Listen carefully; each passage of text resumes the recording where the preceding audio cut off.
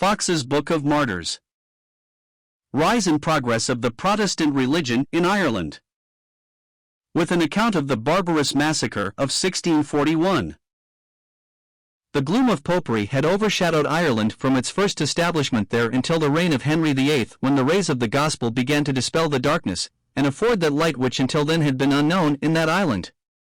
The abject ignorance in which the people were held, with the absurd and superstitious notions they entertained, were sufficiently evident to many, and the artifices of their priests were so conspicuous, that several persons of distinction, who had hitherto been strenuous papists, would willingly have endeavored to shake off the yoke and embrace the Protestant religion, but the natural ferocity of the people, and their strong attachment to the ridiculous doctrines which they had been taught, made the attempt dangerous. It was, however, at length undertaken, though attended with the most horrid and disastrous consequences. The introduction of the Protestant religion into Ireland may be principally attributed to George Browne, an Englishman, who was consecrated Archbishop of Dublin on the 19th of March, 1535. He had formerly been an Augustine friar, and was promoted to the mitre on account of his merit. After having enjoyed his dignity about 5 years, he, at the time that Henry VIII was suppressing the religious houses in England, caused all the relics and images to be removed out of the 2 cathedrals in Dublin, and the other churches in his diocese, in the place of which he caused to be put up the Lord's Prayer, the Creed, and the 10 Commandments. A short time after this he received a letter from Thomas Cromwell, Lord Privy Seal, informing him that Henry VIII, having thrown off the papal supremacy in England, was determined to do the like in Ireland, and that he thereupon had appointed him, Archbishop Browne, one of the commissioners for seeing this order put in execution. The Archbishop answered that he had employed his utmost endeavours at the hazard of his life, to cause the Irish nobility and gentry to acknowledge Henry as their supreme head, in matters both spiritual and temporal, but had met with a most violent opposition, especially from George, Archbishop of Armagh, that this prelate had, in a speech to his clergy, laid a curse on all those who should own his highness' supremacy, adding, that their isle, called in the Chronicles Insula Sacra, or the Holy Island, belonged to none but the Bishop of Rome, and that the king's progenitors had received it from the Pope. He observed likewise, that the Archbishop and clergy of Armagh had each dispatched a courier to Rome, and that it would be necessary for a parliament to be called in Ireland, to pass an act of supremacy, the people not regarding the king's commission without the sanction of the legislative assembly. He concluded with observing, that the popes had kept the people in the most profound ignorance, that the clergy were exceedingly illiterate, that the common people were more zealous in their blindness than the saints and martyrs had been in the defense of truth at the beginning of the gospel, and that it was to be feared that Sean O'Neill, a chieftain of great power in the northern part of the island, was decidedly opposed to the king's commission. In pursuance of this advice, the following year a parliament was summoned to meet at Dublin, by order of Leonard Grey, at that time Lord Lieutenant. At this assembly Archbishop Browne made a speech, in which he set forth that the bishops of Rome used, anciently, to acknowledge emperors, kings, and princes, to be supreme in their own dominions, and, therefore, that he himself would vote King Henry VIII as supreme in all matters, both ecclesiastical and temporal. He concluded with saying that whosoever should refuse to vote for this act, was not a true subject of the king. This speech greatly startled the other bishops and lords, but at length, after violent debates, the king's supremacy was allowed. 2 years after this, the Archbishop wrote a second letter to Lord Cromwell, complaining of the clergy, and hinting at the machinations which the Pope was then carrying on against the advocates of the gospel. This letter is dated from Dublin in April, 1538, and among other matters, the Archbishop says, "A bird may be taught to speak with as much sense as many of the clergy do in this country. These, though not scholars, yet are crafty to cozen your common people and to dissuade them from following his highness' orders. The country folk here much hate your lordship, and despitefully call you, in their Irish tongue, the blacksmith's son. As a friend, I desire your lordship to look well to your noble person. Rome hath a great kindness for the Duke of Norfolk, and great favours for this nation, purposely to oppose his highness." A short time after this, the Pope sent over to Ireland, directed to the Archbishop of Armagh and his clergy, a bull of excommunication against all who had, or should own the king's supremacy within the Irish nation, denouncing a curse on all of them, and theirs, who should not, within 40 days, acknowledge to their confessors, that they had done amiss in so doing. Archbishop Browne gave notice of this in a letter dated, Dublin, May, 1538. Part of the form of confession, or vow, sent over to these Irish papists, ran as follows: I do further declare him or her, father or mother, brother or sister, son or daughter, husband or wife, uncle or aunt, nephew or niece, kinsman or kinswoman, master or mistress, and all others, nearest or dearest relations, friend or acquaintance whatsoever, accursed, that either do or shall hold, for the time to come, any ecclesiastical or civil power above the authority of the Mother Church, or that do or shall obey, for the time to come, any of her, the Mother of Churches opposers or enemies, or contrary to the same, of which I have here sworn unto, so God, the Blessed Virgin, St. Peter, St. Paul, and the holy evangelists, help me, etc. is in exact agreement with the doctrines promulgated by the councils of Lateran and Constance, which expressly declare that no favor should be shown to heretics, nor faith kept with them, that they ought to be excommunicated and condemned, and their estates confiscated, and that princes are obliged, by a solemn oath, to root them out of their respective dominions. How abominable a church must that be, which thus dares to trample upon all authority! How besotted the people who regard the injunctions of such a church! In the Archbishop's last mentioned letter, dated May, 1538, he says, His Highness Viceroy of this nation is of little or no power with the old natives. Now both English and Irish begin to oppose your lordship's orders, and to lay aside their national quarrels, which I fear will, if anything will, cause a foreigner to invade this nation. Not long after this, Archbishop Browne seized one Thady O'Brien, a Franciscan friar, who had in his possession a paper sent from Rome, dated May, 1538, and directed to O'Neill. In this letter were the following words: His Holiness, Paul, now Pope, and the Council of the Fathers, have lately found, in Rome, a prophecy of one St. Laserianus, an Irish bishop of Cashel, in which he saith that the Mother Church of Rome falleth, when, in Ireland, the Catholic faith is overcome. Therefore, for the glory of the Mother Church, the honor of St. Peter, and your own secureness, suppress heresy, and His Holiness' enemies. This Thady O'Brien, after further examination and search made, was pilloried, and kept close prisoner until the king's orders arrived in what manner he should be further disposed of. But order coming over from England that he was to be hanged, he laid violent hands on himself in the castle of Dublin. His body was afterwards carried to Gallows Green, where, after being hanged up for some time, it was interred. After the accession of Edward VI to the throne of England, an order was directed to Sir Anthony Leger, the Lord Deputy of Ireland, commanding that the liturgy in English be forthwith set up in Ireland, there to be observed within the several bishoprics, cathedrals, and parish churches, and it was first read in Christchurch, Dublin, on Easter Day, 1551, before the said Sir Anthony, Archbishop Browne, and others.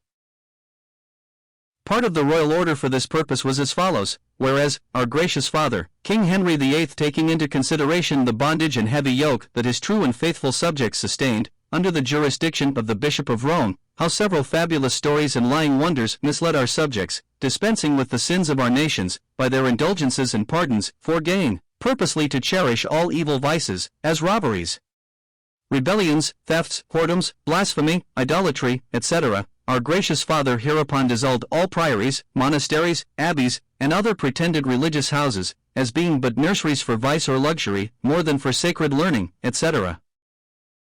On the day after the common prayer was first used in Christchurch, Dublin, the following wicked scheme was projected by the papists. In the church was left a marble image of Christ, holding a reed in his hand, with a crown of thorns on his head. Whilst the English service, the common prayer, was being read before the Lord Lieutenant, the Archbishop of Dublin, the Privy Council, the Lord Mayor, and a great congregation, blood was seen to run through the crevices of the crown of thorns, and trickle down the face of the image.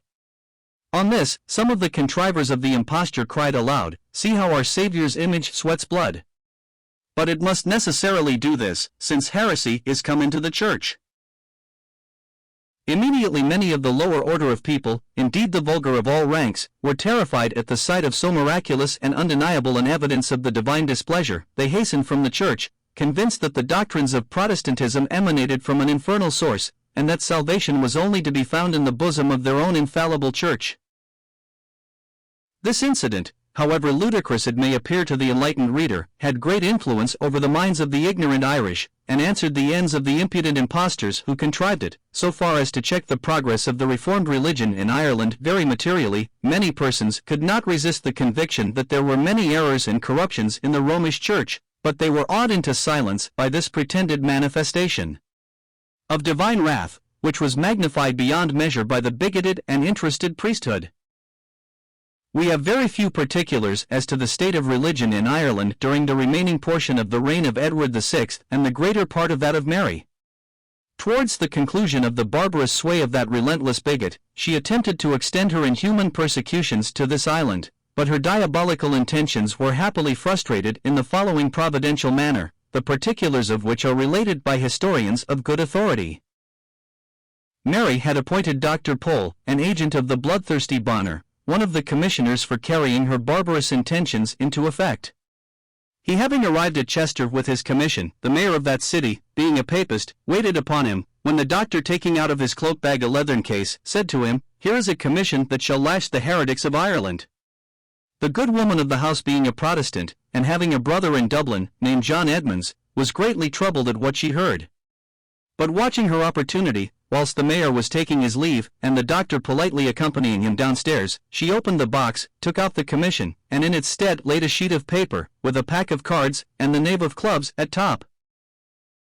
The doctor, not suspecting the trick that had been played him, put up the box, and arrived with it in Dublin, in September, 1558.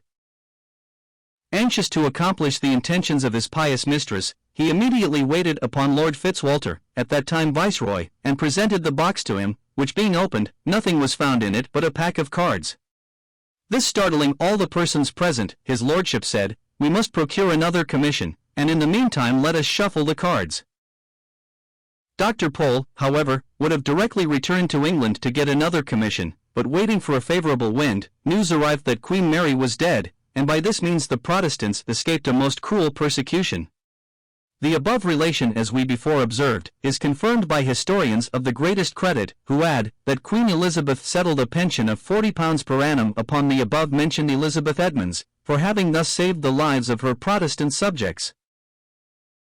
During the reigns of Elizabeth and James I, Ireland was almost constantly agitated by rebellions and insurrections, which, although not always taking their rise from the difference of religious opinions between the English and Irish, were aggravated and rendered more bitter and irreconcilable from that cause. The popish priests artfully exaggerated the faults of the English government, and continually urged to their ignorant and prejudiced hearers the lawfulness of killing the Protestants, assuring them that all Catholics who were slain in the prosecution of so pious an enterprise would be immediately received into everlasting felicity.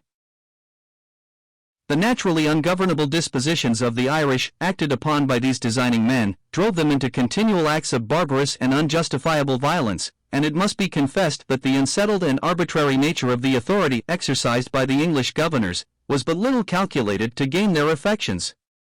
The Spaniards, too, by landing forces in the south, and giving every encouragement to the discontented natives to join their standard, kept the island in a continual state of turbulence and warfare.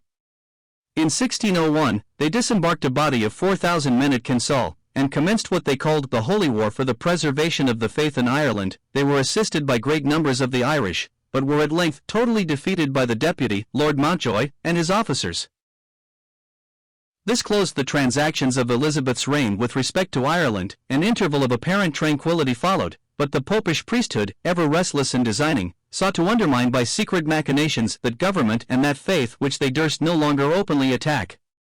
The pacific reign of James afforded them the opportunity of increasing their strength and maturing their schemes, and under his successor, Charles I, their numbers were greatly increased by titular Romish archbishops, bishops, deans, vicars general, abbots, priests, and friars, for which reason, in 1629, the public exercise of the popish rites and ceremonies was forbidden. But notwithstanding this, soon afterwards, the Romish clergy erected a new popish university in the city of Dublin. They also proceeded to build monasteries and nunneries in various parts of the kingdom, in which places these very Romish clergy, and the chiefs of the Irish, held frequent meetings, and from thence used to pass to and fro, to France, Spain, Flanders, Lorraine, and Rome, where the detestable plot of 1641 was hatching by the family of the O'Neills and their followers. A short time before the horrid conspiracy broke out, which we are now going to relate, the Papists in Ireland had presented a remonstrance to the Lords Justice of that kingdom, demanding the free exercise of their religion, and a repeal of all laws to the contrary, to which both Houses of Parliament in England solemnly answered that they would never grant any toleration to the popish religion in that kingdom. This further irritated the Papists to put in execution the diabolical plot concerted for the destruction of the Protestants, and it failed not of the success wished for by its malicious and rancorous projectors. The design of this horrid conspiracy was that a general insurrection should take place at the same time throughout the kingdom, and that all the Protestants, without exception, should be murdered. The day fixed for this horrid massacre was the 23rd of October, 1641, the feast of Ignatius Loyola, founder of the Jesuits, and the chief conspirators in the principal parts of the kingdom made the necessary preparations for the intended conflict. In order that this detested scheme might the more infallibly succeed, the most distinguished artifices were practiced by the Papists, and their behavior in their visits to the Protestants, at this time, was with more seeming kindness than they had hitherto shown, which was done the more completely to effect the inhuman and treacherous designs then meditating against them. The execution of this savage conspiracy was delayed until the approach of winter, that sending troops from England might be attended with greater difficulty. Cardinal Richelieu, the French minister, had promised the conspirators a considerable supply of men and money, and many Irish officers had given the strongest assurances that they would heartily concur with their Catholic brethren, as soon as the insurrection took place. The day preceding that appointed for carrying this horrid design into execution was now arrived, when, happily, for the metropolis of the kingdom, the conspiracy was discovered by one Owen O'Connelly, an Irishman, for which most signal service the English Parliament voted him £500 and a pension of £200 during his life. So very seasonably was this plot discovered, even but a few hours before the city and castle of Dublin were to have been surprised, that the Lords Justice had but just time to put themselves, and the city, in a proper posture of defence. Lord Guyer, who was the principal leader here, with his accomplices, was seized the same evening in the city, and in their lodgings were found swords, hatchets, poleaxes, hammers, and such other instruments of death as had been prepared for the destruction and extirpation of the Protestants in that part of the kingdom. Thus was the metropolic happily preserved, but the bloody part of the intended tragedy was past prevention.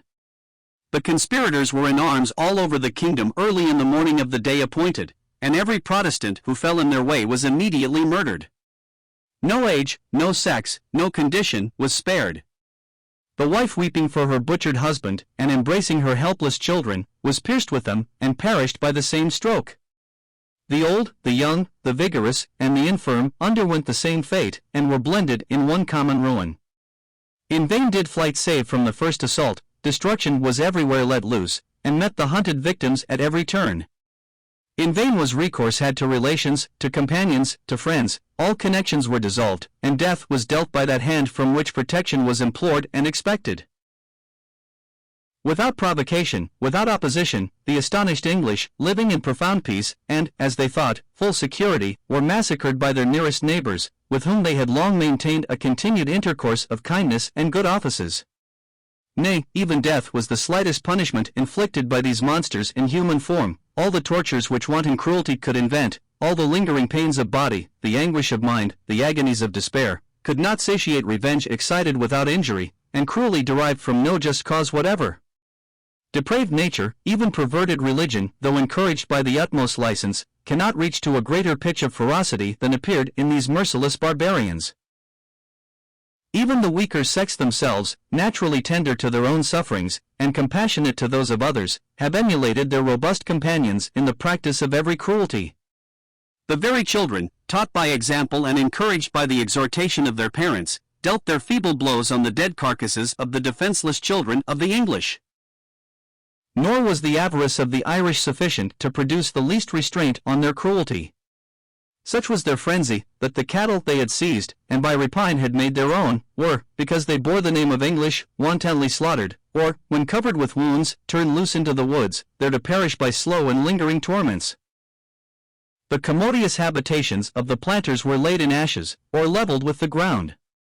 And where the wretched owners had shut themselves up in the houses, and were preparing for defense, they perished in the flames together with their wives and children. Such is the general description of this unparalleled massacre, but it now remains, from the nature of our work, that we proceed to particulars.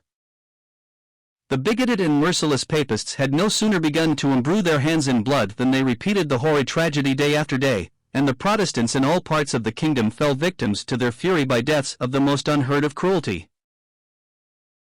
The ignorant Irish were more strongly instigated to execute the infernal business by the Jesuits, priests, and friars, who, when the day for the execution of the plot was agreed on, recommended in their prayers diligence in the great design, which they said would greatly tend to the prosperity of the kingdom, and to the advancement of the Catholic cause. They everywhere declared to the common people that the Protestants were heretics, and ought not to be suffered to live any longer among them, adding that it was no more sin to kill an Englishman than to kill a dog, and that the relieving or protecting them was a crime of the most unpardonable nature. The Papists having besieged the town and castle of Longford, and the inhabitants of the latter, who were Protestants, surrendering on condition of being allowed quarter, the besiegers, the instant the townspeople appeared, attacked them in a most unmerciful manner, their priest, as a signal for the rest to fall on, first ripping open the belly of the English Protestant minister, after which his followers murdered all the rest, some of whom they hanged. Others were stabbed or shot, and great numbers knocked on the head with axes provided for the purpose. The garrison at Sligo was treated in like manner by O'Connor Sligo, who, upon the Protestants quitting their holds, promised them quarter, and to convey them safe over the Curlew Mountains, to Roscommon. But he first imprisoned them in a most loathsome jail, allowing them only grains for their food. Afterward, when some Papists were merry over their cups, who were come to congratulate their wicked brethren for their victory over these unhappy creatures, those Protestants who survived were brought forth by the Whitefriars, and were either killed, or precipitated over the bridge into a swift river, where they were soon destroyed. It is added, that this wicked company of Whitefriars went, some time after, in solemn procession, with holy water in their hands, to sprinkle the river, on pretence of cleansing and purifying it from the stains and pollution of the blood and dead bodies of the heretics, as they called the unfortunate Protestants who were inhumanly slaughtered at this very time. At Kilmore, Dr. Bedell, bishop of that see, had charitably settled and supported a great number of distressed Protestants, who had fled from their habitations to escape the diabolical cruelties committed by the Papists. But they did not long enjoy the consolation of living together. The good prelate was forcibly dragged from his episcopal residence, which was immediately occupied by Dr. Swiney, the popish titular bishop of Kilmore, who said Mass in the church the Sunday following, and then seized on all the goods and effects belonging to the persecuted bishop. Soon after this, the Papists forced Dr. Bedell, his 2 sons, and the rest of his family, with some of the chief of the Protestants whom he had protected, into a ruinous castle, called Lockwater, situated in a lake near the sea. Here he remained with his companions some weeks, all of them daily expecting to be put to death. The greatest part of them were stripped naked, by which means, as the season was cold, it being in the month of December, and the building in which they were confined open at the top, they suffered the most severe hardships. They continued in this situation until the 7th of January, when they were all released. The bishop was courteously received into the house of Dennis O'Sheridan, one of his clergy, whom he had made a convert to the Church of England, but he did not long survive this kindness. During his residence here, he spent the whole of his time in religious exercises, the better to fit and prepare himself and his sorrowful companions for their great change, as nothing but certain death was perpetually before their eyes. He was at this time in the 71st year of his age, and being afflicted with a violent ague caught in his late cold and desolate habitation on the lake, it soon threw him into a fever of the most dangerous nature. Finding his dissolution at hand, he received it with joy, like one of the primitive martyrs just hastening to his crown of glory. After having addressed his little flock, and exhorted them to patience, in the most pathetic manner, as they saw their own last day approaching, after having solemnly blessed his people, his family, and his children, he finished the course of his ministry and life together, on the 7th day of February 1642. His friends and relations applied to the intruding bishop for leave to bury him, which was with difficulty obtained, he, at first telling them that the churchyard was holy ground, and should be no longer defiled with heretics. However, leave was at last granted, and though the church funeral service was not used at the solemnity, for fear of the Irish Papists, yet some of the better sort, who had the highest veneration for him while living, attended his remains to the grave. At this interment they discharged a volley of shot, crying out, Requiescat in pace ultimus Anglorum, that is, may the last of the English rest in peace. Adding, that as he was one of the best, so he should be the last English bishop found among them. His learning was very extensive, and he would have given the world a greater proof of it, had he printed all he wrote. Scarce any of his writings were saved, the Papists having destroyed most of his papers and his library. He had gathered a vast heap of critical expositions of Scripture, all which with a great trunk full of his manuscripts, fell into the hands of the Irish. Happily his great Hebrew manuscript was preserved, and is now in the library of Emmanuel College, Oxford. In the barony of Terrelly, the Papists, at the instigation of the friars, compelled above 40 English Protestants, some of whom were women and children, to the hard fate of either falling by the sword, or of drowning in the sea. These choosing the latter, were accordingly forced, by the naked weapons of their inexorable persecutors, into the deep, where, with their children in their arms, they first waded up to their chins, and afterwards sunk down and perished together. In the castle of Liscall upwards of 150 men, women, and children, were all burnt together, and at the castle of Moniat not less than 100 were all put to the sword. Great numbers were also murdered at the castle of Tula, which was delivered up to Mgire on condition of having fair quarter, but no sooner had that base villain got possession of the place than he ordered his followers to murder the people, which was immediately done with the greatest cruelty. Many others were put to deaths of the most horrid nature, and such as could have been invented only by demons instead of men. Some of them were laid with the center of their backs on the axle-tree of a carriage, with their legs resting on the ground on one side, and their arms and head on the other. In this position, one of the savages scourged the wretched object on the thighs, legs, etc., while another set on furious dogs, who tore to pieces the arms and upper parts of the body, and in this dreadful manner were they deprived of their existence. Great numbers were fastened to horses' tails, and the beasts being set on full gallop by their riders, the wretched victims were dragged along until they expired. Others were hung on lofty gibbets, and a fire being kindled under them, they finished their lives, partly by hanging, and partly by suffocation. Nor did the more tender sex escape the least particle of cruelty that could be projected by their merciless and furious persecutors. Many women, of all ages, were put to deaths of the most cruel nature. Some, in particular, were fastened with their backs to strong posts, and being stripped to their waists, the inhuman monsters cut off their right breasts with shears, which, of course, put them to the most excruciating torments, and in this position they were left, until, from the loss of blood, they expired. Such was the savage ferocity of these barbarians, that even unborn infants were dragged from the womb to become victims to their rage. Many unhappy mothers were hung naked in the branches of trees, and their bodies being cut open, the innocent offsprings were taken from them, and thrown to dogs and swine. And to increase the horrid scene, they would oblige the husband to be a spectator before suffering himself. At the town of Isenskith they hanged above 100 Scottish Protestants, showing them no more mercy than they did to the English. Mgire, going to the castle of that town, desired to speak with the governor. When being admitted, he immediately burnt the records of the county, which were kept there. He then demanded £1,000 of the governor, which, having received, he immediately compelled him to hear Massachusetts and to swear that he would continue to do so. And to complete his horrid barbarities, he ordered the wife and children of the governor to be hanged before his face, besides massacring at least 100 of the inhabitants. Upwards of 1,000 men, women, and children were driven, in different companies, to Portadown Bridge, which was broken in the middle, and there compelled to throw themselves into the water, and such as attempted to reach the shore were knocked on the head.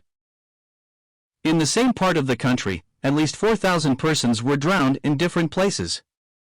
The inhuman Papists, after first stripping them, drove them like beasts to the spot fixed on for their destruction, and if any, through fatigue, or natural infirmities, were slack in their pace, they pricked them with their swords and pikes, and to strike terror on the multitude, they murdered some by the way. Many of these poor wretches, when thrown into the water, endeavored to save themselves by swimming to the shore, but their merciless persecutors prevented their endeavors taking effect, by shooting them in the water.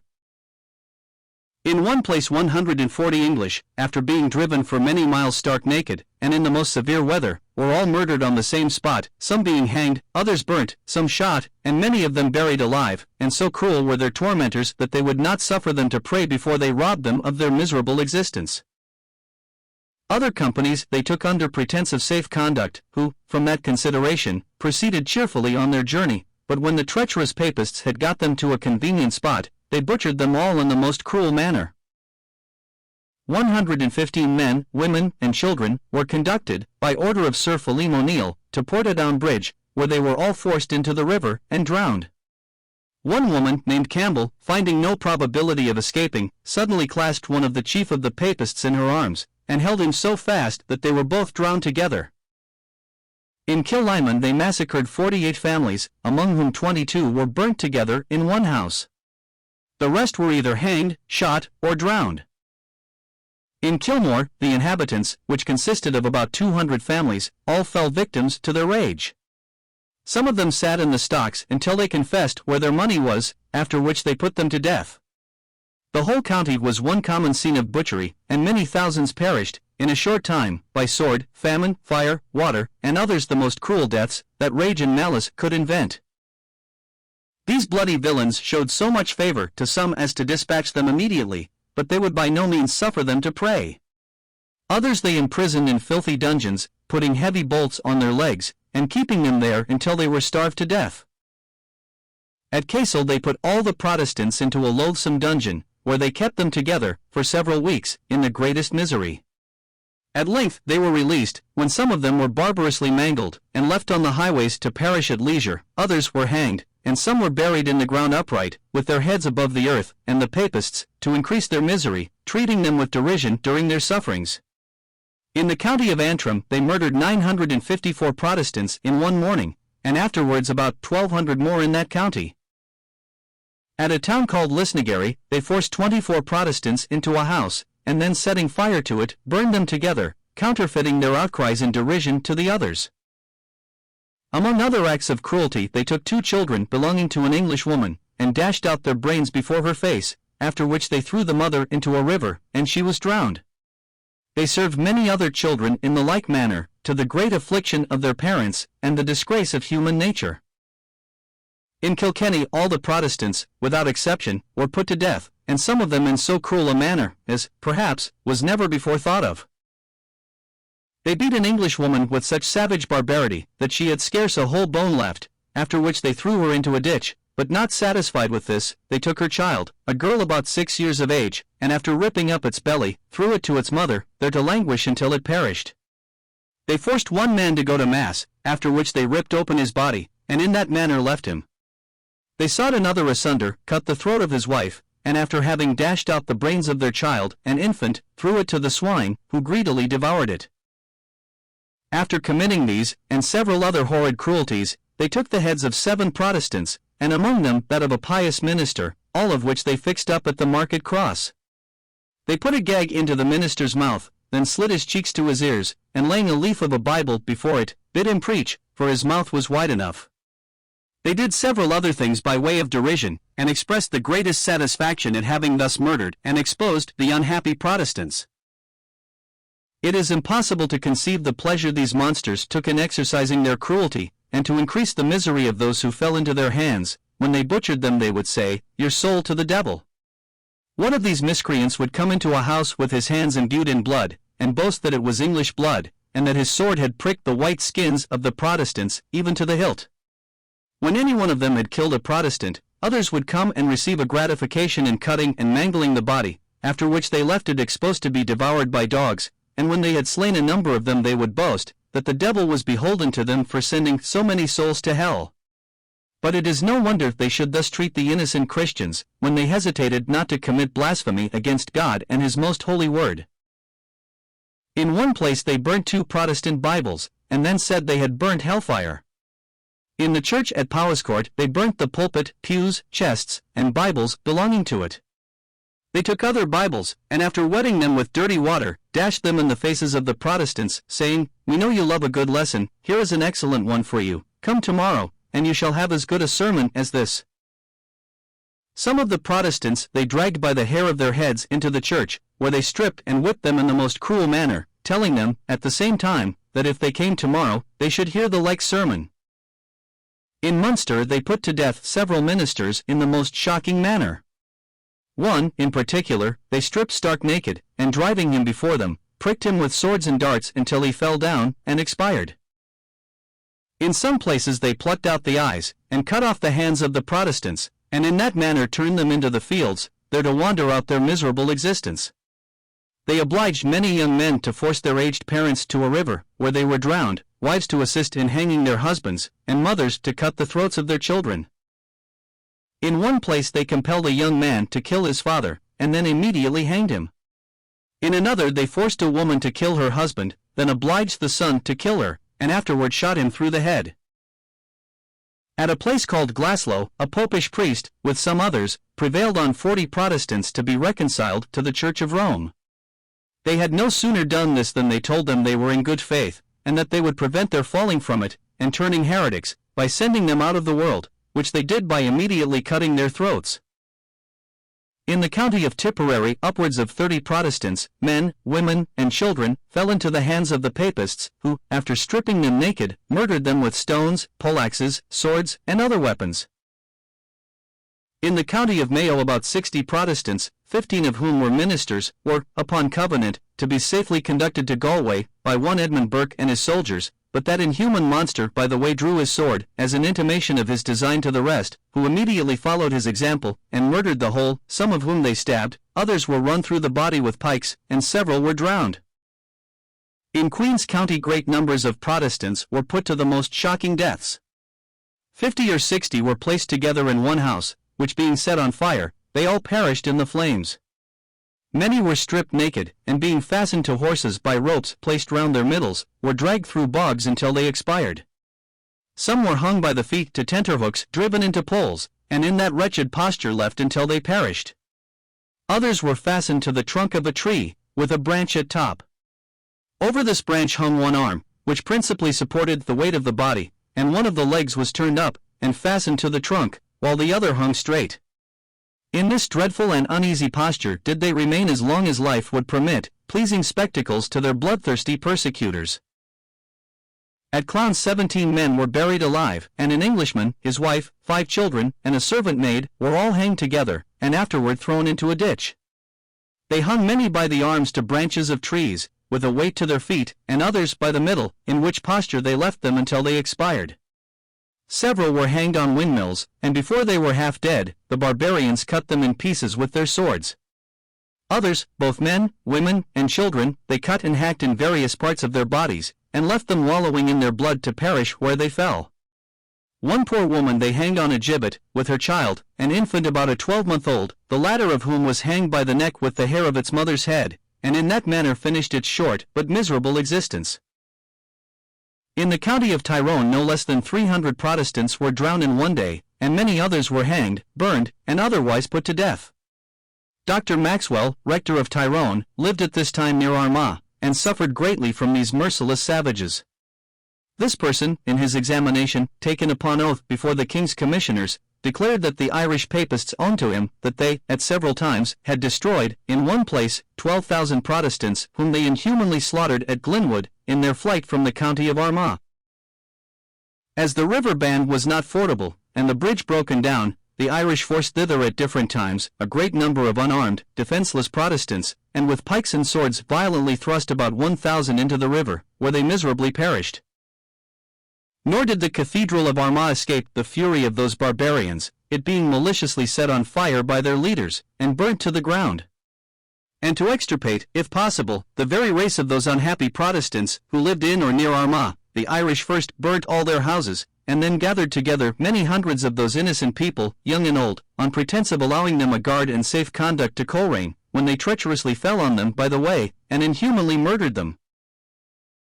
The like horrid barbarities with those we have particularized, were practiced on the wretched Protestants in almost all parts of the kingdom, and, when an estimate was afterward made of the number who were sacrificed to gratify diabolical souls of the Papists, it amounted to 150,000. But it now remains that we proceed to the particulars that followed. These desperate wretches, flushed and grown insolent with success, though by methods attended with such excessive barbarities as perhaps not to be equalled, soon got possession of the castle of Newry, where the king's stores and ammunition were lodged, and, with as little difficulty, made themselves masters of Dundalk. They afterward took the town of Ardee, where they murdered all the Protestants, and then proceeded to Drogheda. The garrison of Drogheda was in no condition to sustain a siege, notwithstanding which, as often as the Irish renewed their attacks, they were vigorously repulsed by a very unequal number of the king's forces, and a few faithful Protestant citizens under Sir Henry Tichborne, the governor, assisted by the Lord Viscount More. The siege of Drogheda began on the 30th of November, 1641, and held until the 4th of March, 1642, when Sir Phelim O'Neill, and the Irish miscreants under him were forced to retire. In the meantime 10,000 troops were sent from Scotland to the remaining Protestants in Ireland, which being properly divided in the most capital parts of the kingdom, happily eclipsed the power of the Irish savages, and the Protestants for a time lived in tranquility. In the reign of King James II they were again interrupted, for in a parliament held at Dublin in the year 1689, great numbers of the Protestant nobility, clergy, and gentry of Ireland were attainted of high treason. The government of the kingdom was, at that time, invested in the Earl of Tyrconnell, a bigoted papist and an inveterate enemy to the Protestants. By his orders they were again persecuted in various parts of the kingdom. The revenues of the city of Dublin were seized, and most of the churches converted into prisons. And had it not been for the resolution and uncommon bravery of the garrisons in the city of Londonderry and the town of Enniskillen, there had not one place remained for refuge to the distressed Protestants in the whole kingdom, but all must have been given up to King James, and to the furious popish party that governed him. The remarkable siege of Londonderry was opened on the 18th of April, 1689, by 20,000 papists, the flower of the Irish army. The city was not properly circumstanced to sustain a siege, the defenders consisting of a body of raw and disciplined Protestants, who had fled thither for shelter, and half a regiment of Lord Mountjoy's disciplined soldiers, with the principal part of the inhabitants, making it all only 7,361 fighting men. The besieged hoped, at first, that their stores of corn and other necessaries would be sufficient, but by the continuance of the siege their wants increased, and these became at last so heavy that for a considerable time before the siege was raised a pint of coarse barley, a small quantity of greens, a few spoonfuls of starch, with a very moderate proportion of horse flesh, were reckoned a week's provision for a soldier. And they were, at length, reduced to such extremities that they ate dogs, cats, and mice. Their miseries increasing with the siege, many, through mere hunger and want, pined and languished away, or fell dead in the streets. And it is remarkable, that when their long-expected succors arrived from England, they were upon the point of being reduced to this alternative, either to preserve their existence by eating each other, or attempting to fight their way through the Irish, which must have infallibly produced their destruction. These succors were most happily brought by the ship Mountjoy of Derry, and the Phoenix of Coleraine, at which time they had only 9 lean horses left with a pint of meal to each man. By hunger, and the fatigues of war, their 7,361 fighting men were reduced to 4,300, 1/4 part of whom were rendered unserviceable. As the calamities of the besieged were great, so likewise were the terrors and sufferings of their Protestant friends and relations, all of whom, even women and children, were forcibly driven from the country 30 miles round, and inhumanly reduced to the sad necessity of continuing some days and nights without food or covering, before the walls of the town, and were thus exposed to the continual fire both of the Irish army from without and the shot of their friends from within. But the succors from England happily arriving put an end to their affliction, and the siege was raised on the 31st of July, having been continued upwards of 3 months. The day before the siege of Londonderry was raised the Enniskillers engaged a body of 6,000 Irish Roman Catholics, at Newton, Butler, or Crown Castle, of whom near 5,000 were slain. This, with the defeat at Londonderry, dispirited the Papists, and they gave up all farther attempts to persecute the Protestants. The year following, viz. 1690, the Irish took up arms in favor of the abdicated prince, King James II, but they were totally defeated by his successor King William III. That monarch, before he left the country, reduced them to a state of subjection, in which they have ever since continued. But notwithstanding all this, the Protestant interest at present stands upon a much stronger basis than it did a century ago. The Irish, who formerly led an unsettled and roving life in the woods, bogs, and mountains, and lived on the depredation of their neighbors, they who, in the morning seized the prey, and at night divided the spoil, have, for many years past, become quiet and civilized. They taste the sweets of English society, and the advantages of civil government. They trade in our cities, and are employed in our manufactories. They are received also into English families, and treated with great humanity by the Protestants.